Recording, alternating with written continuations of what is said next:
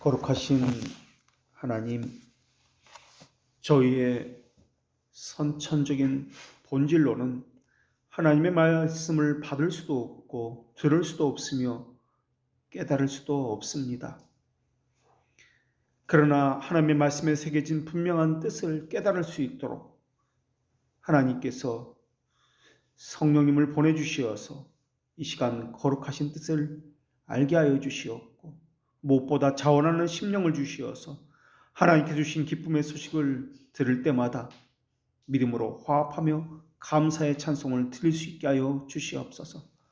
하나님의 말씀이 어떻게 왔으며 어떻게 우리를 거룩하게 하고 또한 사람에게는 어떤 역할을 하는지 잘 가르쳐 주시어서 하나님의 크신 긍휼로 주시는 그 말씀이 허공에서 헛되이 흩어지지 않게 하여 주시옵고, 저희 자신의 죄와 비참을 깨우치시는 하나님의 음성이 들려지게 하여 주시어서 그리스도께 피난처를 얻고 그리스도를 향해서 절실히 필요하다는 것을 간구하게 하여 주시옵고, 저희를 부르신 이유를 바르게 알아 마땅히 행해야 할 사명이 있다는 것도 알게 하시어 그 사명이 나 뒹굴지 않도록 진리의 기둥과 토로 교회들을 굳건하게 붙들고 세워가게 하여 주시옵소서.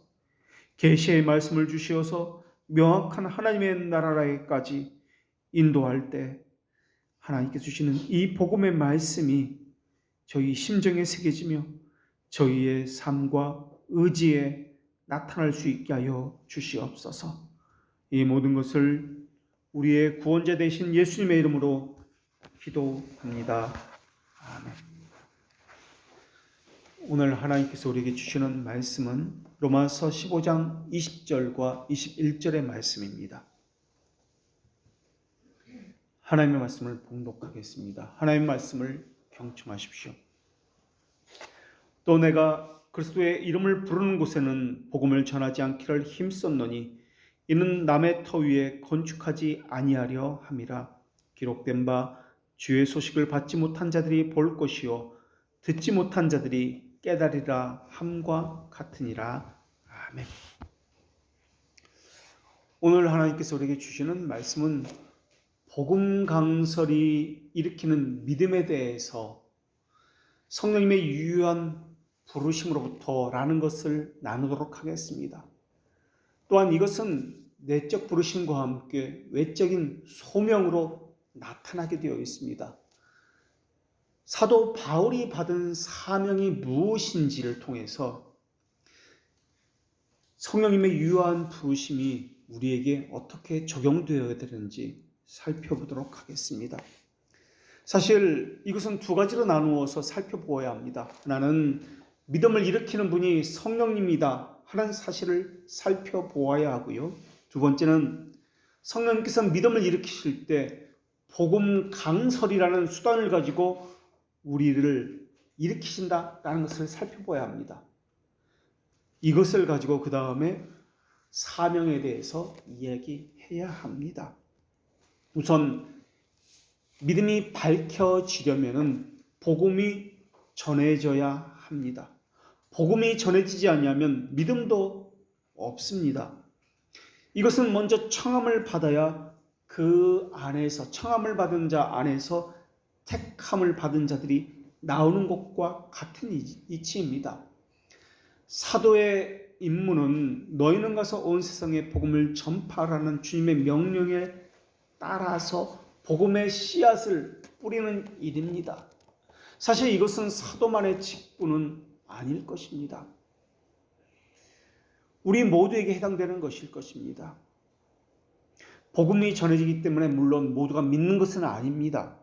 그러나 전해지지 않으면 믿는 것도 없기 때문에 반드시 먼저 전해지는 것이 전제가 되어야 합니다. 이것을 위해서 사도 바울은 애를 쓰고 있습니다. 오늘 본문에서는 힘썼다고 말씀하고 있습니다. 또 이방인들에게도 복음이 전해진다라는 것은 이사야 선지자의 예언의 성취이기도 합니다. 그래서 오늘은 기록된 바라고 하면서 이사야 선자의 말씀을 인용하고 있습니다. 이사야 52장 15절 말씀은 이렇게 하나님께서 이사야를 통해서 전해주셨습니다. 그가 나라들을 놀라게 할 것이며 왕들은 그로 말미암아 그들의 입을 봉하리니 이는 그들이 아직 그들에게 전파되지 아니한 것을 볼 것이요 아직 듣지 못한 것을 깨달을 것입니다. 이것은 메시아의 사역을 예언하는 부분입니다. 그런데 사도 바울은 이 본문을 가져와서 오늘 21절에서 축약해서 인용하고 있습니다. 선포되는 복음은 바울의 것이 아닙니다. 바울 자신도 어떤 사람에게서 받은 것입니다. 이 받은 것을 자신도 있는 그대로 다른 사람에게 전해주고 있습니다. 그 내용은 그리스도께서 우리를 위해서 죽으셨고 부활하셨다라는 내용입니다. 이것이 오늘 우리가 가진 믿음의 내용이기도 하고 우리가 전해받았고 전해주는 내용이기도 합니다. 이것을 복음이라고 이야기할 때 사실 이것은 너무나 단순하지만 이것만 가지고 이야기해서는 안 될 것입니다. 영원에서 시작해야 할 것입니다. 하나님의 자비로운 선택과 작정에서 시작해서 그리고 그리스도께서 이 땅에 오셨다는 것과 고난받으셨다는 것과 죽으시고 부활하셨다는 것과 그리고 다시 오신다는 약속과 부활에 이르기까지 이 전 과정을 범주에 놓고 복음이라고 이야기해야 할 것입니다. 복음은 한마디로 믿음의 말씀입니다. 교리에 관한 모든 것을 복음이라고 이야기합니다. 그래서 복음은 믿음에 관한 교훈과 가르침에 관한 것이라고 이야기합니다. 그렇다면 무엇을 믿는 것을 말하는 것이냐? 어떤 가르침을 말하는 것이냐? 복음을 요약하면 우리는 이미 배워 알기를 죄들의 용서와 회개에 관한 것이다 라고 배웠습니다. 이러한 것을 가르치는 것이 교훈하는 것이 복음이다 라고 이미 배웠습니다. 이 복음은 세월이 흘러가기 때문에 변하는 것이나 바뀌어지는 것이 아닙니다. 상황에 따라 변하는 것도 아닙니다. 정지되어 있는 그 상태를 전하는 것이고 이것을 우리가 늘 그대로 보존하는 것입니다. 이것이 복음입니다. 우리는 종종 중보자 구속주를 하는 것이 우리 신앙과 무슨 상관이 있느냐라고 의문을 품을 때가 있습니다. 그러면서 이것을 아는 것과 자아를 찾는 것과 무슨 차이가 있느냐라고 고민하기도 합니다. 또 우리는 어떻게 해야 성령을 받습니까? 묻기도 합니다. 성령 받기 위해서 주여 삼창하고 소리 지르면서 자기도 모르는 소리를 내서 기도하면 이것이 성령 받은 증거입니까? 라고 묻기도 합니다. 그런 것으로 되는 것이 아닙니다. 사람은 절대 변하지 않습니다. 그렇다면 교회가 시키는 것, 이것을 그대로 순종하며 따라하면 성령 받고 변화한 것입니까? 그래도 변하지 않습니다. 그럼 어떻게 해야 성령을 받은 것이며 어떻게 해야 성령님께서 역사하신 것입니까? 내가 부르면, 내가 기도하면 성령께서 오시는 것입니까? 그것도 아닙니다. 성령을 찾고자 한다면 그리스도의 순종에서 찾아야만 합니다. 그리스도의 순종에서 그리스도께서 순종하신 것처럼 내가 순종하는 것에서 성령을 찾아야만 합니다. 내가 순종한다고 할 때 이 말은 사람의 측면에서 본 것을 이야기합니다. 하나님의 측면에서 보면은 성령께서는 늘 복음 강설이라는 말씀의 수단을 가지고 우리에게 역사하십니다. 그리고 그것을 사람에게 효과적으로 적용하셨기 때문에 나타나는 것이 성령의 역사입니다. 그래서 영원전에 하나님과 그리스도께서 맺으신 그 언약에는 미리 아심이라는 것과 택하심이라는 것과 보내셨다는 것과 적용하심이 다 엮여 있어서 나타나는 것입니다. 이것을 우리 심정에 적용하는 것이 성령님이십니다. 이것은 다 모두 하나님의 측면에서 바라보는 것입니다. 우리 측면에서 바라보는 것은 이러한 것을 우리가 수용했다, 순종했다라고 보는 것입니다. 신앙고백서에서는 우리를 의롭다 하는 수단은 그 믿음은 어디서 오는 것입니까? 라고 묻고 있습니다. 이때 신앙고백서의 대답은 그 모든 것은 성령에게서 오십니다. 라고 대답합니다. 왜냐하면 그리스도께서 행하신 모든 것을 우리에게 적용하는 것은 성령이기 때문에 그렇습니다. 그런데 교리문답서에서는 이 모든 것은 성령에게서 오십니다. 라고 끝나는 것이 아니라 그렇다면 성령께서 사용하시는 수단이 무엇입니까? 라고 바로 묻습니다. 성령께서 주권적으로 믿음을 일으키시는데 성령께서 사용하시는 수단이 있습니다. 그 믿음을 일으키는 것과 성령께서 사용하시는 수단이 연관성을 가졌기 때문에 이것이 바로 이어서 묻고 있습니다. 그래서 하이델베르크 교리문답 65문에서 이 문제를 풀어가기 시작합니다. 하나님께서 이끄시는 자는 반드시 성령께서 마음의 길을 열어주시는데 마음의 길을 열어주실 때 수단이 있습니다. 이것이 바로 말씀 강설이라는 복음 강설이라는 이 수단을 통해서 마음을 열어주십니다. 하나님 나라에 들어갈 수 있는 길이 있습니다.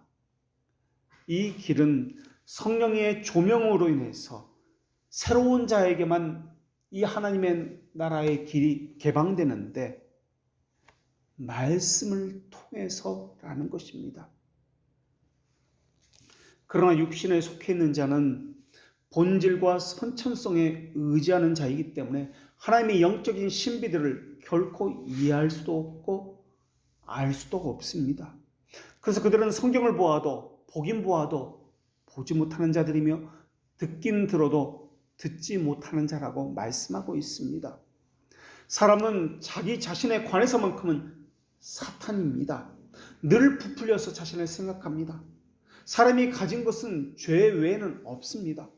그런데도 사람은 자신의 본질에 대해서 가능성에 대해서 늘 생각합니다. 무언가 할 수 있다, 선한 것을 추구할 수 있다라고 늘 생각합니다. 사람은 자신에 대해서 혼돈하고 파멸되고 자신 안에는 아무것도 없다는 것에 대해서 이야기해야 하는데 그렇지 아니하고 자기 힘으로 무엇을 할 수 있다라는 것에 대해서 생각합니다. 그러나 하나님은 우리에게 자신의 의를 의지하는 것에 대해서 자신의 의를 기억하는 것에 대해서 금하고 계십니다. 그런데 사람들은 늘 자기 의를 가지고 생각합니다. 그러면서 신앙생활하면서도 예전엔 내가 이랬는데 내가 예전도에 회장까지 했는데 내가 이렇게 했는데 그것을 가지고 하나님 앞에 가지고 나아가려고 하고 있습니다. 사람은 자기의 권리를 가지고 자기 의를 가지고 하나님 앞에 나아갑니다. 하지만은 하나님은 우리에게 너희의 권리가 어디 있느냐, 너희의 의가 어디에 있느냐라고 말씀하고 계십니다. 오히려 하나님은 우리 자신의 죄에 대해서 비참함에 대해서 깨닫게 하시는 분이십니다. 그래서 겸손에 대한 준비를 갖춘 사람만이 하나님의 자비하심의 처방을 얻게 하시는 분이 하나님이십니다. 사람은 죄를 지었기 때문에 영혼의 기능이 부패되었습니다. 그러나 자연적인 은사마저 완전히 제거된 것은 아닙니다. 우리가 박탈되는 것은 하나님과 교제할 때 필요한 영적인 은사들이 박탈당했다는 말입니다. 죄는 물론이고 영혼의 기능이 하나님과 교제하는 데 필요한 모든 것이 타락했습니다. 그리고 부패했습니다. 그래서 하나님의 나라로부터 추방되었습니다. 그래서 하나님과의 교제의 모든 기능은 끊겨져 버렸습니다. 그래서 타락이라고 하는 이 단어는 하나님과 관계가 단절되었다, 끊어졌다는 것을 이야기하는 것이고, 부패라고 하는 것은 하나님과의 관계에서 영혼의 기능이 발휘될 수 있는 모든 것이 끊겨졌기 때문에 무능력하게 되었다, 무기능이다라는 것을 말하는 것이 부패다라는 것을 우리가 이미 배워 알고 있습니다. 이러한 이들에게, 타락과 부패만 가진 이들에게 아무리 복음이 전해진다 할지라도 그들은 들을 수 없고 깨달을 수가 없습니다. 영혼의 기능이 부패되었기 때문에 그들이 할 수 있는 것은 졸리고 잠을 자고, 다른 곳에서는 자연적인 은사가 그대로 남아있기 때문에 듣기도 하고 깨닫기도 하고 다가가기도 합니다. 그러나 하나님과 관계된 것에 있어서는 영혼의 기능이 아주 망가졌기 때문에, 타락하고 부패했기 때문에 절대 들을 수가 없는 것입니다. 대학 교수가 아니라 박사를 할지라도 절대 아무런 소용이 없습니다. 이성과 오성이 자연적으로 발휘되었기 때문에 박사도 되고 연구도 하고 그 분야에서 탁월한 사람이 될 수는 있지만은, 아무리 똑똑한 사람이라 할지라도 구원의 소망을 위해서 마련된 영적 은사를 다시 얻기 전까지는 하나님에게 있어서는 대적자고 외인입니다. 하나님의 말씀이 절대 들리지 않을 것입니다. 그래서 사람들은 정의를 가지고 교회를 대하고 또한 사람을 대하고 있습니다. 그러나 하나님은 공의를 가지고 심판하시는 분이십니다. 중생의 은혜를 통해서 영혼의 기능이 회복되기 전까지는 아무런 희망이 없다는 것을 우리에게 알려주시는 분이 하나님이십니다. 하나님께서 복음을 들려주실 때 영혼의 기능이 회복되지 않은 사람은 절대 들을 수가 없습니다. 복음을 들려주실 때 성령께서 그 복음을 가지고 유효하게 인쳐 주셔야만 들을 수 있는 귀가 있게 되는 것입니다. 그때에만 사람은 자신의 눈이 멀었다는 것도 깨닫게 될 것입니다. 비로소 자신은 자신에게 있는 것보다 더 자신을 부풀리게 한다는 것을 그때서만 깨닫게 될 것입니다. 자기 안에 있는 야망, 자기 애라는 것이 있다는 것도 그때서 비로소 깨닫게 될 것입니다. 듣지 못한 자에게는 복음 선포는 아무런 소용이 없습니다. 그저 잠을 자게 될 것이고, 들리지 않는 자신과 처절한 싸움을 하게 될 것입니다. 고쳐질 수 없습니다. 그렇다면 어떤 사람이 예수님을 주님이라고 고백할 수 있습니까? 죽은 사람은 아무것도 할 수 없지만은, 죽은 자는 스스로 믿음을 가질 수도 없지만은, 복을 받을 수도 없지만은, 성령께서 하실 때에만 들려지는 것이고 살아날 수 있습니다. 영혼의 기능이 회복되어서 하나님과 교제가 있을 수 있습니다. 성령이 아니고는 누구든지 예수를 주라 할 수 없느니라 라는 말씀처럼 성령께서 우리의 마음에 빛을 비춰 주셔야만, 우리를 예수 그리스도의 은혜로 바꿔 주셔야만 예수 그리스도를 우리의 주님이라고 고백할 수 있는 것입니다. 그런데 성경에서는 성령님을 바람이다 라고 비유하고 있습니다. 바람이라 비유한 것은 바람이 임의로 부는 것을 우리는 알 수 없기 때문에 그렇습니다. 우리가 막을 수도 없고 조절할 수도 없기 때문에 그렇습니다. 그러나 바람이 지나간 다음에 그 흔적을 볼 수 있는 것과 마찬가지인 것처럼 믿음도 그런 것이기 때문에 그렇습니다.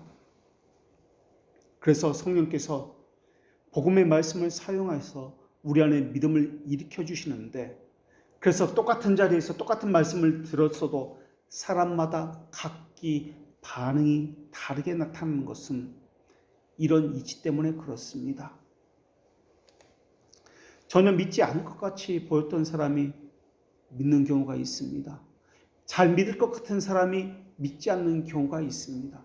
이것도 바로 이러한 이치 때문에 그렇습니다. 성경을 보아도 마찬가지입니다. 성경은 하나님의 말씀의 그 영감으로 된 책이기 때문에 성령의 도움 없이 성경을 보면은 아무런 의미가 없을 것입니다. 소경이 아무리 노력한다 할지라도 볼 수 없는 것처럼 성경의 저자이신 성령님께서 우리의 눈을 열어주지 않으면 성경을 아무리 보려고 해도 그건 보이지 않습니다. 들리지 아니하며 깨달을 수가 없습니다. 그런 의미에서 복음을 전하는 자가 없으면 어찌 들으리요? 라는 말씀을 이해할 수 있을 것입니다. 성령께서는 말씀을 가지고 우리를 믿음을 심으시고 믿음을 일으키시고 일깨우시는 일을 하는 분이 성령이십니다. 그런데 성령께서 말씀으로 우리를 일깨운다 라는 말과 일으키신다 라는 말에 차이를 두고 있다는 것이 교리문답서의 고백입니다. 그렇다면 믿음을 일깨운다는 것과 믿음을 일으킨다는 것의 차이는 무엇입니까? 교리문답서에서는 일깨운다, 일으킨다를 구별해서 사용하고 있습니다. 믿음을 일깨운다라는 것은 이미 우리 안에 있는 믿음이 있다, 이것이 잠자고 있다는 것을 전제로 있는 것입니다. 어떤 사람은 믿음을 가능성이 좀 더 있고 다른 사람은 그런 가능성이 없다라고 할 때 이때 사용하는 단어는 믿음을 일깨운다라는 단어를 사용하게 될 것입니다. 그래서 어떤 사람은 예수님을 믿는 부모에게서 태어났기 때문에 그 사람 안에는 선천적으로 믿음의 씨, 중생의 씨가 있다라고 생각하는 사람이 있습니다. 그래서 성령께서 들어가셔서 그 믿음을 일깨운다 라는 측면에서 말할 때 일깨운다라는 단어를 사용합니다. 무언가 있다라는 것을 전제로 하기 때문에 그렇습니다. 무언가 있을 때 이것을 성령께서 들어가서 일깨운다라고 사용합니다. 그러나 성경에서는 그렇게 말씀하지 않습니다. 우리 안에 무엇이 있기 때문에 그것을 일깨우는 것이 아닙니다. 믿음은 일깨우는 것이 아닙니다. 일으키는 것입니다. 없는데 있게 해서 밝히는 것이 믿음입니다. 물려받은 것이 아닙니다. 원래부터 있었던 것이 아닙니다. 성경을 보면은 유대 왕들의 이름이 나오는데 아몬의 뒤를 이어서 왕이 된 것이 요시야입니다. 아몬은 악한 왕으로 성경은 기록되어 있습니다. 그런데 그 아들 요시야는 겨우 8살에 왕이 되었지만은 선한 왕으로 종교를 개혁한 왕으로 기록되었습니다. 요시야가 죽자 그 아들들인 여호아스, 여호야김이 차례로 왕이 됩니다. 그리고 유대의 마지막 왕이 시드기야입니다. 이들은 모두 악한 왕으로 기록되어 있습니다. 그런데 이 왕들은 요시야의 아들들입니다. 요시야의 아들들이 모두 왕이 되었던 것입니다. 보십시오. 아버지는 선한 왕이었습니다. 그런데 여호아스, 여호야김, 시드기야 그 아들들은 모두 악한 왕으로 기록되어 있습니다. 또 아브라함의 아들이라고 해서 모두 믿음으로의 사람으로 기록된 것은 아닙니다. 이스마엘과 같은 사람은 외인으로 분류되어 있습니다. 진실의 거울에서 바르게 자신을 인식하는 힘은 우리에게서 나오는 것이 아닙니다. 성령에게서 나오는 것입니다. 믿음 역시 마찬가지입니다. 우리 안에 무엇이 있기 때문에 여기서 나오는 것이 아닙니다. 없는 것에서 성령께서 부어주시는 것입니다. 그것이 믿음입니다. 그래서 하이델베르크 교리문답서에서는 우리 믿음을 일깨운다 하지 아니하고 이런 표현을 쓰지 아니하고 믿음을 일으킵니다 라고 교리문답서를 그렇게 풀어가기 시작합니다. 벨지카 신앙고백서에서는 이 믿음을 촛불을 켜듯이 불을 밝힌다, 캔들이라는 단어를 써서 밝힌다 라는 표현을 썼습니다. 꺼져 있는 겁니다. 없는 겁니다. 전혀 없는 것인데 성령께서 밝힌다, 새로운 것을 넣어주신다 라는 개념으로 믿음을 설명하고 있습니다. 내 안에 있는 어떤 가능성이 있어서 일깨우는 것이 아닙니다. 아무것도 없습니다. 전적으로 비어 있습니다. 그런데 성령께서 새로 넣어주셔서 일으키신다, 밝히신다 라고 하는 것입니다. 그래서 태초에 빛이 있으라 하시니까 빛이 있었던 것처럼 전능하신 하나님께서 말씀으로 우리를 새롭게 창조하신다. 새로운 창조를 그래서 중생이다, 거듭남이다, 새로 태어남이다 라고 말을 하는 것입니다. 우리 안에 있는 가능성을 이야기하는 것이 아닙니다. 성령 하나님께서 복음 강설이라는 수단을 통해서 새롭게 창조하시는 것입니다. 그러나 신비주의의 문제점은 무엇이냐면 이와 같은 것은 말하지 아니하고 자기 힘으로 우리 안에 무슨 종교의 씨, 어떤 가능성의 씨가 있어서 무엇을 하라고 부추긴다는 점입니다. 성령께서 바람과 같이 일하신다는 것만 이야기하고 그것만 이야기하면 신비주의와 잘못된 신앙으로 빠집니다. 무엇을 가지고 일하신다라는 것을 이야기하지 않습니다. 그래서 그릇된 신비주의에 빠진 사람은, 잘못된 신앙을 가진 사람들은 사람의 열심만 가지고 이야기할 뿐이지 성경적인 근거는 너무나 빈약하고 그때그때 상황에 맞추어서 이야기할 뿐입니다. 성령님을 바람에 비유했을 때 성령이 바람이라는 말을 이야기하고자 하는 것이 아니라 주권적으로 말씀하신다, 일하신다는 것을 표현한 것이 바람이다라고 비유한 것입니다. 성령님은 바람과 같이 주권적으로 말씀을 가지고 복음 강설이라는 이것을 수단으로 사용해서 우리에게 구원을, 은혜를 베풀어 주십니다. 그래서 오늘 본문에서 예수 그리스도의 이름을 부른다라는 말씀이 나오는데 이것은 그저 혀로만 부른다는 의미가 아닙니다. 단순히 그리스도의 이름이 알려졌다는 의미도 아닙니다. 성령께서 역사하신 결과로서, 믿음이 유효하게 적용된 결과로서 그리스도를 인정하는 삶을 살게 되었다, 고백하는 삶을 살게 되었다라는 것을 말씀하고 있는 본문입니다. 다시 말하면 성령께서 복음 강소를 수단으로 그들에게 들려지게 했다라는 것입니다. 그래서 그들은 죄들의 용서함을 받고 변화를 받아 새 사람을 입게 하셨다라는 말입니다. 이것은 하나님의 측면에서 바라본 것입니다. 사람의 측면에서 바라볼 때는 순종하게 되었다.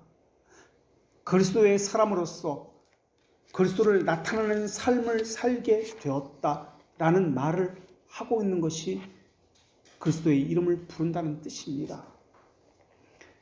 그렇기 때문에 성령께서 말씀을 가지고 사용합니다. 라는 이 말씀을 무관심하게 또는 아무렇지 않게 생각하는 것은 엄청난 죄입니다.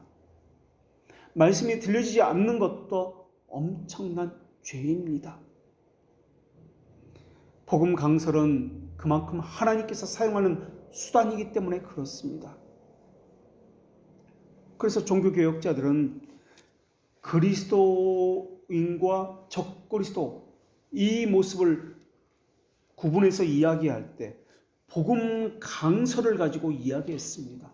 복음 강설의 기초가 성경에 두고 있느냐, 자기 자신에게 두고 있느냐를 따라서 적그리스도냐 그리스도냐를 구분했습니다. 성령께서 하실 때 이 복음 강설이라는 수단을 가지고 하십니다. 성경에 기록된 성경의 저자가 성령이시니까 성경에 기록된 이 말씀을 가지고 복음 강설을 하시는 것이 성령이십니다. 그러나 적그리스도는 자기 안에 있는 어떤 능력이 있다, 자기 안에 있는 어떤 잠재력이 있다, 이것을 가지고 하나님을 만나라고 이야기하고 있습니다. 절대 그럴 수가 없습니다. 성령 하나님께서 말씀을 은혜의 수단으로 사용하십니다. 반드시 말씀과 함께 역사하신다 해서 종교개혁자들은 말씀과 함께 쿰 베르보의 신앙이다 라고 이야기합니다. 말씀 없이 혼자 열심을 해서 기도한다? 이것은 잘못된 신앙입니다. 이 말의 의미는 말씀 없이, 그러니까 자기 마음대로 하겠다라는 뜻입니다. 자기는 그것을 통해서 만족감을 얻을 수 있을지 모르겠습니다. 내가 기도했기 때문에 무언가 이루었다는 성취감이나 우월감을 느낄 수 있을지는 모르겠습니다. 그러나 이것은 하나님께서 정하신 그 수단을 무시했다는 점에서 그 사람은 책임을 면할 수가 없을 것입니다. 오히려 은혜 받기 위해서 기도했지만 이것은 더한 죄를 저지른 책망의 근거가 될 것입니다. 예배도 마찬가지입니다. 자기는 은혜를 받기 위해서 했는지도 모르겠습니다. 그러나 이 예배는 하나님에게 오히려 더 큰 책망의 근거가 될지도 모릅니다. 하나님의 말씀이라는 규정적 원칙을 따라해야 하는 것도 바로 이와 같은 이치 때문에 그렇습니다. 자기가 고안한 방법, 성경이 명하지 않는 방식으로 예배하거나 또한 하나님을 영화롭게 한다면 이것은 주님의 은혜를 받지 못하는 정도에서 그치는 것이 아닙니다. 오히려 주님의 책망을 더 크게 받는다는 것을 생각해야 할 것입니다. 왜냐하면 주님께서 정하신 방식을 무시하는 것은 그저 무시하는 정도가 아닙니다. 그 방식을 따라가지 않는 것은 그저 그 방식대로 하지 않는 정도가 아니라 내 생각이, 내가 하는 방식이 하나님께서 정하신 방식보다, 하나님께서 명령하신 것보다 더 지혜롭다고 여기는 태도이기 때문에 더 큰 책망을 받는 것입니다. 밤에 몰래 예수님을 찾아온 니고데모에게 성령이 아니고는 하나님의 나라에 들어갈 수 없다고 하신 말씀도 이와 같은 이치입니다. 이방인의 사도로서 사도 바울은 복음을 전해주는 사명을 가지고 있습니다. 이방인을 죽게 인도하는 것과 죽게 인도함을 받은 이방인들의 신앙의 견고함을 위해서 양육하는 것, 이 모든 것을 복음 강설이라는 것을 가지고 사용하고 있습니다. 그런데 하이델베르크 교리문답 65문에서는 복음의 말씀이라고 하지 아니하고 거룩한 복음의 강설이다 라고 표현하고 있습니다. 복음의 말씀이다 라고 그냥 쓰지 아니하고 거룩한 복음의 강설을 이라고 사용하고 있습니다. 여기에는 중요한 의도가 담겨 있습니다. 복음의 말씀이라고 하면 객관적으로 기록된 성경만을 가르칠 수 있기 때문에 그렇습니다. 그렇게 되면 혼자 성경을 읽는 것으로 그 뜻을 잘 알게 된다는 식으로 오해할 수 있기 때문에 그렇습니다. 그런데 그 단어 안에 거룩한이라는 단어를 더 첨가해 넣고 있습니다. 거룩한이라고 할 때 이 단어의 의미는 하나님의 사역이라는 것을 강조하는 뜻입니다. 그래서 자기 힘으로 성경을 읽어서 얻어낼 수 있다라는 것을 방지하기 위해서 교회를 세우셨고 말씀을 전한 직분자를 세우셨고 예배를 드릴 때는 선포되는 복음 강설을 통해서 믿음을 불러 일으키시는 분이 하나님이시다라는 것을 알리기 위해서 거룩한이라는 단어를 넣은 것입니다. 그래서 학식이 없는 자도 주님의 말씀을 배울 수 있습니다. 아무것도 모르는 세상에서는 무지한 자도 하나님의 말씀을 이해하는 데는 아무런 어려움이 없게 된 것입니다. 선과 악을 식별하는 것에 있어서는 판단하는 것에서는 어쩌면 자연적인 은사인 이성만 가지고도 가능할지도 모르겠습니다. 그것을 가지고 하나님을 알기를 소망하는 사람도 있습니다. 이러한 것은 호기심이라고 이야기합니다. 그래서 거룩한이라는 단어를 넣은 것입니다. 왜냐하면 믿음으로 하지 않은 모든 것은 죄가 되기 때문에 그렇습니다. 그래서 빛이 어둠에 비치되 어둠이 깨닫지 못하더라 라는 말씀을 이해할 수 있습니다. 사람의 의지는 중생하기 전에는 하나님을 향한 대적자 외에는 아무것도 할 수가 없습니다. 겨우 할 수 있는 것은 자연적인 은사를 가지고 자기를 사랑하는 것, 자기 욕망을 위해서 일하는 것 외에는 있을 수가 없습니다. 그래서 하나님의 말씀에는 순종하지 못합니다. 선천적인 자기 사랑에 사로잡혀서 자기가 무엇을 먹을까, 무엇을 입을까 이것에만 매여서 살게 되어 있습니다. 이들의 지각은 동물처럼 거칩니다. 자기 이익에 따라서 움직이는 하이에나와 같은 비이성적인 잘못된 이성을 가지고 살아갈 뿐입니다. 진리에 대한 동경과 같은 것은 갖지 못합니다. 갖는다 할지라도 오래 지속되지 못합니다. 이들의 관심은 동물처럼 자기 먹을 것, 자기 안위, 이성 없는 동물과 같이 그런 것 외에는 없습니다. 그러한 사람의 지각은 어둡고 우둔하기 때문에 올바른 길을 찾는 것은 불가능합니다. 오류 속에서 늘 방황할 것입니다. 더듬어서 넘어지고 세상과 야합하여서 늘 부딪히고 헤매다가 인생을 끝낼 것입니다. 굴에서 얼굴만 삐쭉 내밀었다가 다시 굴로 들어가고 하는 여우처럼 터무니없는 호기심에만 사로잡혀서 쓸데없는 사안들만 탐색하기에 급급할 것입니다. 신앙생활도 그렇게 할 것입니다. 이성만 가지고, 타락한 이성만 가지고 그렇게 호기심만 내다가 그렇게 살 것입니다.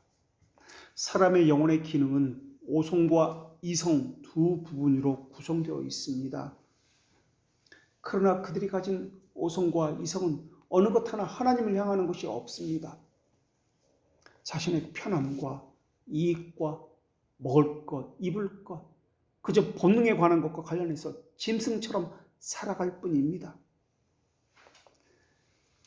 성령께서 말씀을 사용하신다는 의미는 우리의 영혼의 기능을 회복시켜 주셨다, 하나님과의 관계를 다시 개선해 주셨다라는 두 가지 의미를 담고 있습니다.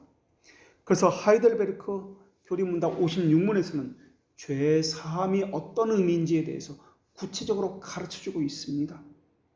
그런데 펠라기우스는 성령의 빛 없이 사람의 지성만으로 하나님의 가르침을 받아서 구원에 이르는 지식을 얻을 수 있다라고 주장했습니다. 펠라기우스의 주장은 천상의 일을 아는 하늘의 기능과 땅의 일을 아는 땅의 기능을 혼동하기 때문에 그렇게 말을 한 것입니다. 현세산과 관련된 기능은, 그러니까 인간이 가진 이성의 기능은, 땅의 기능은 정치, 경제, 기술, 예술과 관련된 것을 이야기할 뿐입니다. 하늘과 관련된, 천국의 비밀과 관련된 기능은 하나님과 하나님의 뜻을 아는 지식과 연관되어 있습니다. 하나님께서 인간을 지으신 목적과 연관되어 있습니다. 하나님께서 우리의 삶을 규정하시는 규범과 같은 것을 말하는 것과 연관되어 있습니다. 사람은 사회적 동물입니다. 그래서 중생되지 않은 영혼의 기능을 가진 사람은 자연적 본질에 따라서 사회를 육성합니다. 늑대처럼 무리를 지어서 살려고 합니다. 자기 종족을 보존하는 경향을 가지고 있습니다. 그래서 늑대처럼 무리를 지어서 사는 것이고 자기 종족을 보존하기 위해서 그저 결혼할 뿐입니다. 그래서 자기 종족의 이익을 위해서 우리가 잘 알고 있는 것처럼 전쟁도 하고 있는 것입니다. 자기 종족을 보존하기 위해서 지극히 동물적인 것만 합니다. 자기 종족의 영역을 위해서 일하는 것과 같은 개념입니다. 사자무리에 우두머리를 세워서 자기 종족을 다스리게 하는 것처럼, 우두머리를 따라서 사자의 무리가 질서 있게 사는 것처럼 종족 보존과 질서에 대한 보편적 사고가 사람에게 그저 있는 것입니다. 이것 때문에 어떤 사람은 도둑과 강도처럼 모든 법령과 질서를 무너뜨리기도 합니다. 마치 사자무리가 자기가 우두머리가 되기 위해서 우두머리를 향해서 서열 싸움 하는 것처럼 말입니다. 그래서 울타리를 부숩니다. 그래서 다른 사람이 공평하다고 인준하는 것은 부당하다라고 내세우는 것입니다. 자기가 우두머리가 되려면 기존에 있던 법을 무너뜨려야 하기 때문에 그렇습니다. 사자무리의 질서를 무너뜨리고 자기가 우두머리가 되어서 다시 세워야 하기 때문에 그렇습니다. 그래서 자신의 유격을 위해서 법령과 법규를 넘어서서 다른 사람이 금한 것을 행하기도 하고 자기가 새로운 질서를, 법령을 내세우기도 하는 것입니다. 이런 사람들은 법이 선하고 존경받아야 한다는 것을 모르기 때문에 법을 무시하는 것이 아니라 불타는 욕심에 따라 오성이 분명히 가르치는 바와 다르게 하는 것일 뿐입니다. 이런 사람이 하늘의 빛이 없이 이 땅에서 사는 것은 당연할 것입니다. 그래서 이 땅에 산이라고 부르고 있는 것은 하나님과 하나님 나라와 참된 의, 참된 진리와는 전혀 상관없는 것들 뿐입니다. 이러한 것들이 현세의 삶을 사는 것과 관련된 땅의 기능들입니다. 그래서 중생되지 않은 사람은 이 땅의 기능만 가지고 살아갈 뿐입니다. 이들은 하나님과는 전혀 외인입니다. 그래서 하나님 말씀을 깨달을 수도 없고 하나님과 관련된 것에 있어서는 어두움 가운데 있기 때문에 들리지 않습니다. 그래서 땅의 기능만 가지고 땅의 일로서 하나님의 일도 판단할 뿐입니다. 그래서 모든 사람에게 은혜로 주어진 보편적인 선이라는 것이 있어서 예술이나 과학이나 이런 땅의 것에 관한 것에 관해서는 탁월한 능력을 발휘할 수도 있습니다. 그러나 이들은 하늘의 기능을 부여받지 못한 사람이기 때문에 하나님과 관해서는 전혀 알 수가 없습니다. 자기 영에 관해서도 관심을 기울일 수가 없습니다. 궁극적 존재 이유에 대해서도 관심을 가질 수가 없습니다. 그래서 이들은 들리지 않습니다. 깨닫지 못합니다. 보긴 보아도 보지 못하는 것입니다. 그러나 하나님께서는 거듭난 사람에게 보게 하시고 듣게 하십니다. 하늘의 기능을 부어주셨기 때문에 이들은 궁극적 이유에 대해서 관심을 가지기 시작합니다. 거듭난 사람에게 하나님께서 기억하지 않는 두 가지 것이 있습니다. 하나는 그들이 지은 모든 죄에 대해서 하나님은 기억하지 않는다라고 약속해 주셨습니다. 그리고 두 번째는 그들이 일평생 싸워야 할 그들의 죄악된 본성에 대해서 하나님은 기억하지 않는다고 또한 약속해 주셨습니다. 지은 죄뿐만이 아니라 일평생 지어야 할, 싸워야 할 죄악된 본성을 기억하지 않는다. 이 두 가지 것을 합쳐서 죄사함이다라는 한 단어로 표현해 우리에게 주신 것입니다. 이 두 가지 것을 사람의 측면에서는 죄들의 용서라고 이야기합니다.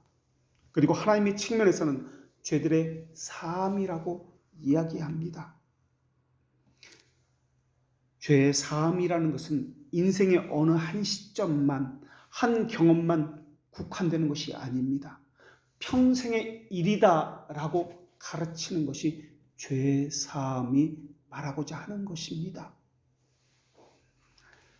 그러나 거듭났기 때문에 저절로 하나님과 교제가 이루어지는 것이 아닙니다. 거듭났기 때문에 저절로 하나님의 일에 대해서 알아지는 것이 아닙니다. 저절로 중생했기 때문에 화목하게 되는 것이 아닙니다. 죄의 사함이라는 이 개념은 우리 측면에서 보면 평생 받아야 할 훈련이라는 개념을 가지고 있습니다. 교회에서 선포되는 말씀으로 은혜를 깨닫는 것이 평생 되어야 합니다. 거기서 구원을 얻으면서 교회를 통해서 주시는 훈련을 평생 받아야 합니다. 라는 개념이 죄의 사함이라는 개념입니다.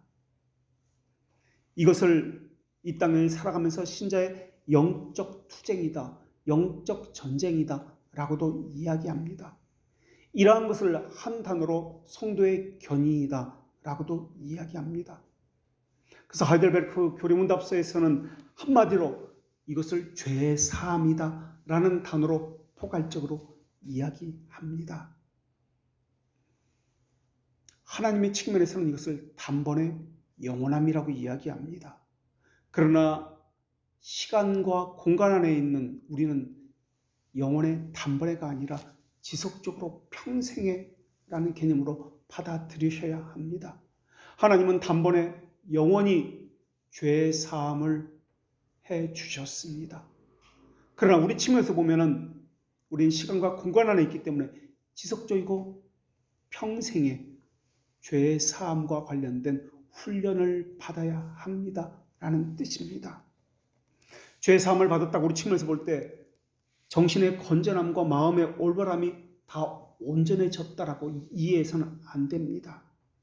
여전히 우리의 오성과 의지 속에는 죄의 잔재가 갈피 숨겨져 있습니다. 율법이 예수님이 오시기까지 우리의 마음을 준비하게 하는 것이라면, 복음은 예수님께서 다시 오실 때까지 거룩한 삶으로 다시 오실 예수님을 준비케 하는 것이 복음입니다. 그래서 택자는 복음에 제한된 의를 수용하기 때문에 그들의 믿음을 의롭다 여기게 되는 것입니다. 이러한 모든 것은 하나님의 자비하심에만 의지하게 됩니다. 율법은 행함으로 살라라는 말씀이라면 복음은 믿음으로 살라라는 말씀입니다. 사는 것과 관련되는 것이 복음입니다. 사는 것과 관련된 것이 또한 율법입니다. 그래서 듣는 것은 그저 듣는다는 말이 아니라 어떻게 사는가와 관련되어 있습니다. 비행기를 타려면 검색대를 통과해야만 비행기를 타는 게이트로 들어갈 수 있습니다. 하나님 나라로 들어가려면 이것과 마찬가지로 하나님의 심판대를 통과해야만 하나님의 나라로 들어갈 수가 있습니다. 하나님의 심판대를 통과하려면 죄들의 용서함을 받아야만 하나님의 심판대를 통과할 수 있습니다.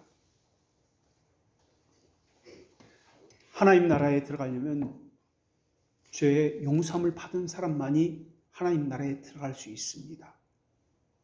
하나님 나라에 들어가기 위해서 이 땅에서부터 계속해서 죄의 용서함을 받는 훈련을 해야만 합니다.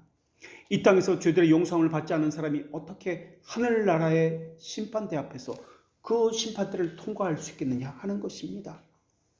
그런 의미에서 거룩한 삶은 성도의 견인과 관련된 것이고 성도의 용서와, 그러니까 죄 사함과 관련된 것입니다. 그러니까 다시 말해서 우리가 말하고자 하는 것은 인간 법정에 관한 것이 아니라 하늘 법정에 관한 것입니다. 사람은 정의를 가지고 판단하지만 하나님은 공의를 가지고 판단한다는 것을 이야기하고 있는 것입니다. 물론 사람이 가진 정의도 편협하고 오염된 정의입니다. 그래서 교회를 판단할 때에 세상의 법정에 관련된 정의를 가지고 판단하는 것이 아니라 하늘 법정에 관련된 공의를 가지고 판단해야 하는 것입니다. 그래서 교회와 관련된 것을 가지고 세상 법정을 가서 판결을 받으려 해서는 안 된다라는 것입니다. 만약에 교회에서 일어나는 문제를 가지고 세상 법정으로 가서 판결을 받는다는 것은 그것은 교회라는 이름만 가졌지 교회가 아니기 때문에 하나님의 그 판단을 받아야 할 교회가 교회 문제를 가지고 세상으로 법정으로 나아가는 것입니다. 그것은 교회가 아니기 때문에 그렇습니다. 인간 법정이라고 하는 것은 시간과 공간을 가지고 말하는 것입니다. 인간 법정이라고 하는 것은 제한됨과 일시적인 것을 가지고 말하는 것입니다. 그러나 하늘 법정이라는 것은 영원함과 완전함을 가지고 말하는 것입니다. 그래서 바울이 말하는 그리스도의 이름을 부르는 곳에는 복음을 전하지 않겠다라는 것은 세상의 정의를 가지고 말하는 것이 아니라 하늘 법정, 하늘의 질서를 가지고 말을 하는 것입니다. 하나님의 통치를 가지고 말을 하는 것입니다. 그러니까 하나님의 통치가 이미 이루어지는 곳에는 내가 다시 굳이 들어갈 이유가 없다라고 말을 하는 것입니다. 오늘날 교회처럼 그렇게 하늘의 질서를 깨트리면서 전도하지 않는다라는 말입니다. 우리 눈이 하늘 법정에 있다면 우리의 헛된 기쁨을 이야기하지 않을 것입니다. 땅의 기능이 주는 즐거움도 있습니다. 이 땅에서 주는 즐거움도 있습니다만 오히려 이러한 것은 하늘 법정에 관심을 가진 사람이라면 이러한 것에 관심을 두지 않을 것입니다. 그런 의미에서 성령께서는 말씀만 듣기만 하는 사람이 아니라 지키는 사람에게, 순종하는 사람에게 그 말씀의 깊이를 더 깨닫게 하시고 가르쳐 준다는 말이 더 이해가 될 것입니다. 그래서 거룩이라고 하는 것은 우리의 거룩한 삶이라고 하는 것은 하나님의 의를 붙드는 줄이라고 그렇게 이야기하고 있는 것입니다. 성령을 의지하지 않는다면 말씀을 절대 바르게 깨달을 수 없습니다. 왜냐하면 그 사람은 거듭나지 않는 땅의 기능을 가지고 하나님의 말씀을, 하늘의 말씀을 깨달으려고 하기 때문에 그렇습니다. 그래서 자기식으로 바꾸어서 오해하고 자기식으로 이 말씀을 왜곡시켜서 자기에게 적용할 것이기 때문에 그렇습니다. 하나님은 영혼과 관련된 분이십니다. 그래서 우리의 죄를 기억하지 않는다고 할 때, 앞으로의 죄를 기억하지 않는다고 할 때 하나님이 영원에서 바라보기 때문에 현재와 과거, 미래 이것이 없기 때문에 모든 죄를 기억하지 않는다는 뜻으로 이것을 설명하고 있는 것입니다. 그러나 우리는 시간 안에 있기 때문에 과거의 죄가 있고 현재의 죄가 있고 앞으로 지어질 죄를 이야기하는 것입니다. 시간 안에서 죄를 짓기 때문에 그렇습니다. 그러나 하나님은 영원 안에서 용서하기 때문에 그렇습니다. 그래서 우리는 순차적으로 죄를 지었다면 그 죄에 대해서 회개해야 하고 또 지속적으로 훈련을 받아야만 합니다. 평생에 회개해야 하고 평생에 훈련을 받아야만 합니다. 그러나 하나님은 하나님 측면에서 보면 단번에 영원히 죄를 용서하셨고 단번에 영원히 구원받은 백성으로 우리를 부르신 것입니다. 하나님은 영원이시고 우리는 시간이기 때문에 그렇습니다. 그렇기 때문에 어떤 사람이 신앙생활하면서 나는 젊었을 때 봉사도 많이 했어. 나는 젊었을 때 성경 공부도 너무 많이 했어. 성경 공부 이젠 더 이상 하지 않아도 돼. 이전의 것만 가지고 이야기한다면 난 예전에 이런 거 다 해봤어 라고 이전의 것만 가지고 이야기한다면 이 사람은 자기가 하나님처럼 영원하다라고 말하고 있는 것입니다. 자신을 하나님처럼 영원이라고 생각하기 때문에 예전에 다 했어 이것을 가지고 이야기하는 것입니다. 이런 신앙이 구원파의 신앙입니다. 하나님이 다 용서했으니까 나는 이제 안 해도 된다는 식의 신앙입니다. 이전에 다 섬겼으니까 이제는 안 섬겨도 돼.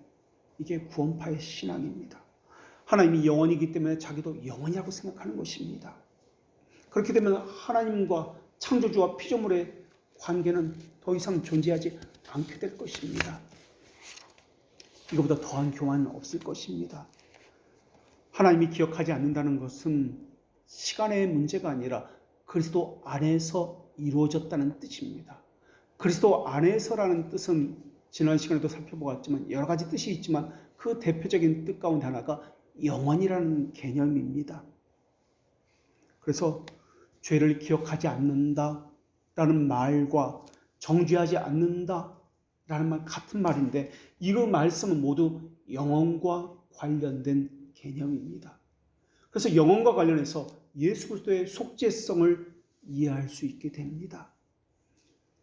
그리스도의 속죄함을 영원과 관련해서 깨달은 사람은 그러나 사유하심이 주께 있으면 주를 경외하게 하심이다 라는 말씀에 따라서 주를 경외하게 될 것입니다. 자기가 잘못하여서 다른 사람에게 피해를 끼쳤을 때 하나님께서 내 죄를 다 용서하셨으니까 나도 다른 사람에게 잘못한 죄를 기억하지 않는다라는 이상한 논리를 펴는 사람도 있습니다. 그것은 시간과 영원이라는 개념을 모르기 때문에 그렇습니다.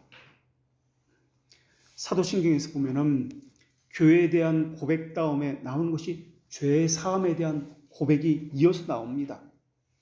이 이야기는 교회에서 선포되어져야 하는 것이 죄 사함이라는 것을 말하기 위함이었습니다. 교회는 사람 사이의 친목단체가 아닙니다.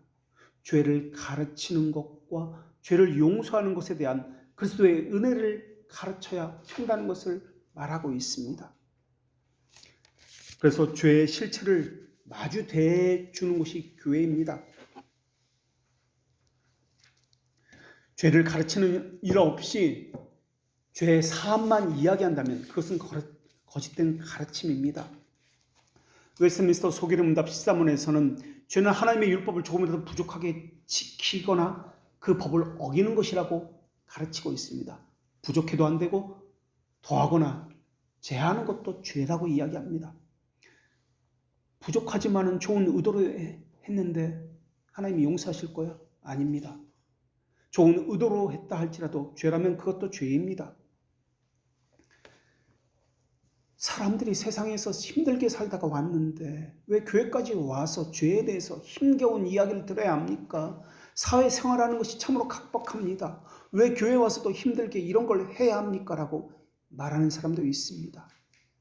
열심히 일해도 먹고 살기 힘든데 왜 세상을 사랑하지 말라고 이야기합니까? 세상을 사랑하지 말라고 하면 도대체 우리는 무엇을 하고 먹고 살라는 말입니까? 이렇게 질문하는 사람도 있습니다. 이런 생각 자체가 영혼의 기능이 망가졌다는 뜻입니다. 땅의 기능만 가지고 사는 사람들의 전형적인 모습입니다. 왜 사람이 살아야 하는지, 궁극적으로 무엇을 위해서 살아야 되는지 모르는 사람이기 때문에 그렇습니다. 이런 사람들은 하나님의 영광을 돌리기는커녕 영광을 도둑질하는 사람들입니다. 사람이 어찌 하나님의 것을 도둑질하느냐? 그러나 너희는 하나님의 것을 도둑질하였노라. 마땅히 하나님께 돌려야 할 영광을 자기에게 돌림으로써 도둑질하는 사람들입니다. 그들은 재물을 취득하면, 직장을 얻으면 자기 재능 때문에, 자기의 열심 때문이라고 생각하는 사람일 것입니다. 그래서 스스로 영광을 취하는 사람일 겁니다. 신명기 기절을 통해 하나님은 내 하나님 여호와를 기억하라. 그가 너희에게 재물을 얻을 능을 주셨음이라 라고 말씀하셨습니다. 그들이 종교적인 의무를 수행한다면 그것 역시 자기의 영광을 스스로 취하기 위해서일 것입니다. 예수님이 바리새인에게 하셨던 말씀처럼 그들은 사람에게 보이려고 했던 것뿐일 것입니다. 사람이 알아주지 않기 때문에 그들은 종교적인 의무를 소홀히 하고 있는 것입니다. 다른 사람의 칭찬과 영광이 겨우 그들의 종교적인 의무를 지금까지 지탱했을 뿐입니다. 사람의 칭찬을 받는다는 허영심이, 그 기름이 다 떨어지면 그들은 더 이상 일을 하지 않을 것입니다. 하나님의 영광을 드리지 않는 사람은 자기 의를 가지고 하나님을 향해서 싸우는 사람입니다. 사람은 누구나 하나님의 영광을 위한다고 말은 할 것입니다. 그러나 삶으로는 부인할 것입니다. 그리고 그들은 자기 의를 가졌다는 것을 자신의 삶으로 수많은 증거를 보여주고 있습니다. 어떻게든 남의 것을 빼앗아서라도 자기 유익을 취하려는 사람들이 자기 의를 가진 사람들입니다. 심지어 하나님께 도둑질하고서도, 하나님의 것을 도둑질하고서도 자기의 목적만 이루면 된다라고 생각하는 사람들이 있습니다. 이것이 자기 의를 추구하는 사람들의 모습입니다. 바울은 자기 목적 지향적이 아니라 하나님 목적 지향적입니다. 그래서 하나님의 말씀의 질서를 따르고 있습니다. 그래서 남의 터에는 건축하지 않겠다라고 말을 하고 있는 것입니다. 오늘 본문 말씀에서 주의 소식을 받지 못한 자들이 볼 것이다 라는 말은 주의 소식을 받지 못했는데 보게 되었다, 주의 소식을 듣지 못했는데 듣게 되었다는 말이 의미가 아닙니다. 하나님의 영광은 영혼을 구원하는 도구인 말씀의 설교를 통해서 대단히 높아진다는 말씀입니다. 바울은 자신의 선교 사명을 잘 인식하고 있었습니다. 그래서 이사야 선지자의 예언을 통해 보듯이 자신의 사도직이 명백하게 이방 선교를 통해서 드러나고 있습니다. 자신의 삶을 통해서 하나님의 부르심 명확하게 드러나고 있습니다라는 것을 말씀하고 있는 것입니다. 초대교회에 10가지 핍박이 있었습니다. 그것 말고도 수많은 사소한 핍박들도 있었습니다. 네로의 핍박 말고도 98년부터 다스렸던 트레아누스의 기독교인 모임 자체를 불허하는 핍박이 있었고, 디오클레티아누스의 황제의 교회 지파를 금하고 교회를 파괴하는 이런 핍박도 있었습니다. 그런데 이러한 상황에서 우리 신앙의 선조들은 하나님을 기쁘게 하랴, 사람을 기쁘게 하랴, 사람보다 하나님께 순종하는 것이 마땅하도다 라는 사명을 가지고 복음 증거의 사명을 쉬지 않았습니다. 복음 강서를 방해하는 수많은 시도들이 있었습니다. 그 시도들은 마치 블레셋 사람들이 이 세계의 우물을 막는, 생명상을 막는 그런 행위와 같은 것이었습니다. 하나님의 영광을 직접 공격하는 것과 같은 것이었습니다. 그러나 신자들의 소명은 복음을 증거하는 소명이라는 것을 그들은 알고 있었습니다. 그래서 사도 바울 역시 복음을 증거하는 사명을 마치려 하면 자신의 목숨을 다 내어주기까지 아끼지 아니하였습니다. 자신이 무엇을 해야 하는지, 무엇을 하지 말아야 하는지 분명히 알고 있었습니다. 목적이 좋다고 모든 것이 가는 것은 아니라는 것도 알고 있었습니다. 열심을 내지만 그 열심은 자신이 아니라 하나님의 열심이라는 것도 잘 알고 있었습니다. 그런데 생각해 보십시오. 바울이 복음을 전하는 사람들은 전혀 기초적인 지식도 없는 이방인이었습니다. 교회가 무엇인지 생전 접해보지도 못했던 그러한 사람이었습니다. 이들의 삶은 우상 숭배와 이교도의 문화 가운데 있었던 평생을 살아온 사람들입니다. 40년, 50년을 살아온 사람도 있었을 것입니다. 자기 방식을 절대 놓지 않던, 영혼의 기능이 아예 망가졌던 그런 사람들입니다. 우리도 교회에 대해서 이야기하다 보면 자기 것을 고집하는 사람들이 많이 있다는 것을 알고 있습니다. 절대 남의 말을 듣지 않습니다. 소위 대형교회에 다니는 사람들이 더더욱 그러합니다. 그런 사람들이 참된 복음에 대해서, 진리에 대해서 듣는 것 자체가 거부당하는 그런 사람들입니다. 그런데 오늘 본문에서는 주의 소식을 전한다라고 말씀하고 있습니다. 자기 소식을, 자기 말을 하고 있지 않습니다. 주님의 복음을 전하고 있습니다. 본다는 것은 그저 눈으로 보는 것이 아니라 그쪽으로 몸이 쏠리고 자세가 그쪽을 향하는 것을 이야기합니다. 그러니까 그리스도에 대한 긍정적인 마음, 그것을 넘어서 사랑의 호의를 갖는 것을 이야기합니다. 환경과 분위기가 이미 되었기 때문에 하나님의 말씀이 전파될 때 이방인들이 쉽게 주의 말씀에 순복하게 된다라는 뜻입니다. 또 듣지 못한 자들이 깨닫게 된다는 말씀에서 깨닫는다는 것은 통찰한다, 이해한다 라는 의미인데, 사물에 대한 체계적인 지식을 가지고 이해하는 것을 의미합니다. 이것은 자기가 가지고 있는 이성에서, 땅의 기능에서 나온 것이 아닙니다. 하나님의 주권적인 사역에서 나오는 것입니다. 땅의 기능을 가진 사람은 사소한 것까지 다 자기 중심적입니다. 그 너머를 보지 못합니다. 중생이라는 말은 회심, 거듭남 같은 단어인데, 자기 중심적으로 생각하는 것에서 교회 중심적인 것, 다른 중심, 사람 중심적인 것, 무엇보다 하나님 중심적인 의지를 가지고 생각을 한다라는 말입니다. 그래서 중생은 생각에 관한 것이 아니라 의지의 변화입니다. 거룩한 삶으로의 변화입니다. 그러니까 회심, 중생, 거듭남에서 찾아야 하는 것은 믿음인데, 거듭났기 때문에 저절로 알게 된다, 저절로 변해서 의지가 변했다, 그런 의미가 아닙니다. 견인이라는 단어가 그래서 필요한 것입니다.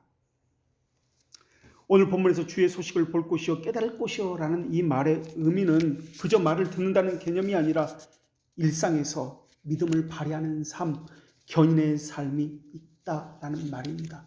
이것을 다른 말로 격렬한 훈련을 받는다는 말입니다. 그러니까 바울이 이방인들에게 복음을 전했다는 말은 단순히 복음을 들려줬다는 말이 아니라 교회를 세우고 직분을 세워서 그들을 격렬하게 훈련을 받게 했다라는 말입니다. 훈련을 시킨 주체는 사람이 아니라 물론 성령님이십니다. 하나님의 영은 하나님의 말씀을 연구하고 묵상하는 데 바쁘게 만드십니다. 하나님의 말씀을 연구하는 데 열정이 없다면 그 사람은 아직 중생의 경험이 없다는 말입니다. 성령께서 역사하시면 들리는 것 그저 듣지 않습니다. 올바름을 연구하도록 명하셨기 때문에 중생한 자는 참된 의에 대해서 관심을 가지고 격렬한 열심을 가지고 열심히 배워갑니다. 거듭났기 때문에 저절로 배워지는 것, 알아가는 것이 아닙니다. 처절한 내적 전투가 일어나기 시작합니다. 불순종하는 내 자신을 계속해서 심정을 자극합니다. 그거에서 뭐해? 그것이 무슨 신앙에 도움이 돼? 다 형식적이지. 이런 소리가 들려지는 것과 싸우기 시작합니다. 성경에서 착한 일이라고 이야기합니다. 착한 일을 시작하신다는 것이 성령이신데 궁극적으로 내가 누구인지 바라보게 하십니다. 내 힘으로는 결코 안 됩니다. 저를 순종의 자리로 이끌고 가주십시오. 치열하게 기도하기 시작합니다. 이것은 사람의 눈을 생각해서 형식적으로 하는 것이 아닙니다. 자연적으로 본능적으로 나오는 것이 훈련이라는 것입니다. 하나님께서 기뻐서 원하시는 그 자리에 서게 되는 것, 이건 누가 시켜서 하는 것이 아닙니다. 자연스럽게 나오는 것입니다. 그렇기 때문에 그것을 가지고 하나님 앞에 공로로 내가 이것을 했어요, 그러니 이것을 주십시오 라고 해서는 안 됩니다. 이것은 자기 의를 가졌다는 말입니다. 훈련은 자기 사랑을 제어하게 만듭니다. 자기만 생각하는 이러한 태도와 행동을 없애게 만듭니다. 그래서 그리스도 안에서 하나님의 형상으로 새로워지기 때문에 점점 훈련을 받아서 하나님께 자신의 삶을 기쁘게 드리는 것을 간절히 소망하게 되고, 생각만 하는 것이 아니라 실제 삶에서 이것이 의지로 표현되는 것입니다. 우리는 나눌 때 감정적으로 무엇이 변했다, 지성적으로 어떤 것을 깨달았다, 사실 그것도 있지만 중생이라는 것은 의지의 변화이기 때문에 행동이 어떻게 바뀌었다, 구체적으로 나와야 합니다. 아주 사소한 것도 상관이 없습니다. 하나님께 감사의 표시를 행동으로 구체적으로 어떻게 하고 있느냐, 이것을 물어야 합니다. 의지의 연약함이 전적으로 변모되어서 하나님을 기쁘게 하는 삶을 산다고 할 때 이 말이 성도의 견인인데 훈련을 이야기합니다. 우리 측면에서 보는 것과 하나님의 측면에서 바라보는 것을 늘 염두에 두어야 합니다. 우리 측면에서 바라보는 것이 회심인데, 하나님께서는 하나님께 대한 회개와 그리스도에 대한 신앙을 합쳐서 회심이라고 이야기하는데, 우리 신앙 고백서에서는 하나님께 대한 회개, 죄에 대한 회개와 그리스도에 대한 믿음, 이 둘을 합쳐서 회심이다라고 하는데, 회개의 삶을 살면은 그냥 있지 아니하고 은혜의 방편을 부지런히 사용하는 것과 합쳐서 이 모든 것을 회심이다, 이 세 가지 것을 회심이다라고 이야기합니다. 우리는 어떠한 자입니까? 정말 중생한 자가 맞습니까? 중생을 한 자라면 중생의 경험을 한 자여야 합니다. 은혜의 수단을 부지런히 사용하는 자입니까? 주여 삼창하고 소리지는 것이 영적 전쟁이 아닙니다. 빛의 열매는 의로움과 착함과 진실함입니다. 진실함은 진리에 대한 진실함을 이야기하고, 두 마음을 품지 않는 것이 하나님을 향한 착함이요, 이웃과 관계에서 의로움으로 공정한 것이 또한 의로움입니다. 중생은 자기만 생각하지 않습니다. 하나님을 고려합니다. 하나님은 율법의 글과 문자를 통해서가 아니라 성령의 은혜를 통해서 우리 내면에 하나님의 말씀을 기록해 주십니다. 첫사람 아담에게는 양심의 하나님의 말씀을 기록했고, 타락 이후에게는 돌판에 새겨주셨다면, 이제는 우리의 돌같은 마음을 취하셔서 그 심정에 말씀을 새겨주셨고 부드러운 마음을 갖게 하시고, 또한 그 마음을 훈련시키는 분이 하나님이십니다. 우리 지성은 올바름을 사랑하게 되고, 정서는 하나님을 향한 거룩한 열망을 갖게 되고, 우리 행동은 선택과 열망과 올바름에서 실패되지 않도록 격렬한 노력을 하게 됩니다. 중생의 첫 부분은 의지의 변화이지만 중생의 경험은 격렬한 훈련에서 나오는 열렬한 수고입니다. 사도 바울은 열렬한 수고를 하고 있습니다. 중생의 경험에서 나오는 훈련을 통해서 나오는 수고입니다. 살아있는 사람이니까 당연히 숨을 쉬는 것처럼, 영혼의 기능이 회복되었으니까 당연히 그것을 하고 있는 것입니다. 중생이 있고 중생의 경험이 있으니까 교회에서 이것도 섬기고 저것도 섬기고 각자 자연스럽게 자신의 믿음의 분량만큼 알아서 하는 것입니다.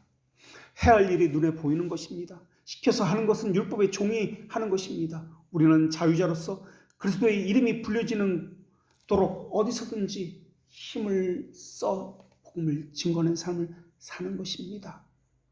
그게 중생의 증거입니다. 우리는 정말 그리스도의 이름을 우리 교회가 불려지는 곳인지 살펴봐야 합니다. 이름을 부른다는 말은 그냥 부른다는 말이 아니라 자신을 내어드린다는 말입니다. 우리 가정은 어떻습니까? 정말 그리스도의 이름이 불려지는 곳입니까? 우리의 삶의 자리는 어떻습니까? 내 심정은, 내 머릿속의 지성은 정말 그리스도의 이름이 불려지고 있습니까? 기도하겠습니다. 하나님, 저희로 하여금 나는 너를 애굽 땅 종되었던 집에서 인도해낸 너의 하나님 여호와로라 라는 말씀이 분명히 인식되어지고 또한 그 인식 가운데서 살고 있는지 스스로 묻게 하여 주시옵소서. 왜 무엇 때문에 우리가 이 땅에서 살아가야 되는지, 왜 우리는 이렇게 교회에 나왔는지, 왜 우리는 그 일을 하고 있는지, 왜 그 사람을 만나고 있는지, 왜 그런 관계를 갖고 있는지 잘 살펴서 우리에게 무엇이 의미가 있으며 가치를 두어야 하며 또한 무엇 때문에 살아야 하는지 돌아보게 하여 주시옵소서.